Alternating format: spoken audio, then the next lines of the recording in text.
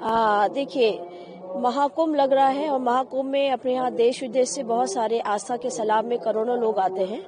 नेत्र कुंभ का उद्देश्य भी यही है कि जितने लोग यहाँ पर आ रहे हैं उनमें किसी को कोई अगर नेत्र की बीमारी हो तो नेत्र की बीमारी को दूर किया जा सके, साथ में उनकी बीमारी की डायग्नोसिस बन जाए कि उनको क्या परेशानी है, और अगर चश्मे का वितरण करना हो तो निःशुल्क चश्मे का वितरण हो सके। हमारा और इस आयोजन समिति का उद्देश्य ये है कि अपने देश में कम से कम नेत्र से जो संबंधित रोगी हैं उनकी संख्या कम हो सके, क्योंकि दृष्टि बाधित संख्या की वजह से कहीं कहीं पे लोगों को काम करने में बहुत प्रभावित होना पड़ता है। बहुत सारे ऐसे अच्छे लोग होते हैं जिनके कि अगर नेत्र में अगर विकार हो जाए तो वो अपनी क्षमता का पूरा उपयोग नहीं कर पाते। इसीलिए संघ और सक्षम और विभिन्न संस्थाओं के सहयोग से नेत्र कुंभ पिछली बार भी लगा था 2019 में, और इस बार भी 2024 में भी लगाया जा रहा है। अच्छा, कितने मरीजों का लक्ष्य है देख? इसमें लक्ष्य रखा गया है कि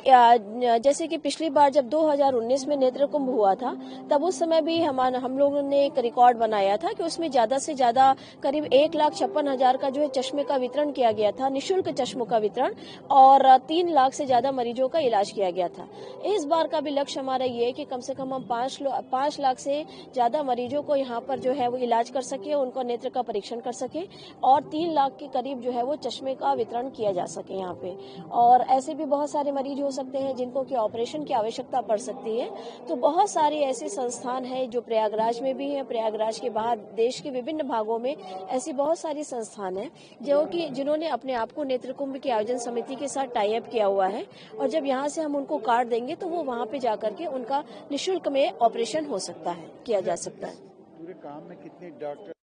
में जो डॉक्टर्स का रजिस्ट्रेशन है, करीब 500 डॉक्टर्स देश विदेश से ऑप्थेल्मोलॉजिस्ट हैं, वो यहाँ पर आकर के अपनी सेवाएं दे रहे हैं, और करीब 1000 ऑप्टोमेट्रिस्ट हैं, जो कि ऑप्टोमेट्रिस्ट होते हैं जो नेत्र का देखते हैं, सारे वो टेक्नीशियंस हैं, वो लोग यहाँ पर आ चुके हैं। और काफी 700 लोगों की यहाँ पे, जैसे आप देख रहे होंगे पीछे दिखाया है भी, डॉर्मेट्री बनी हुई है जिसमें करीब 700 लोग के रहने की व्यवस्था है। तो जो रेगुलर बेसिस पे रह करके यहाँ पे उन लोगों का, जो नेत्र के लोग आएंगे, उनका परीक्षण करेंगे और उनका इलाज करेंगे। अच्छा, यहाँ तो बड़ा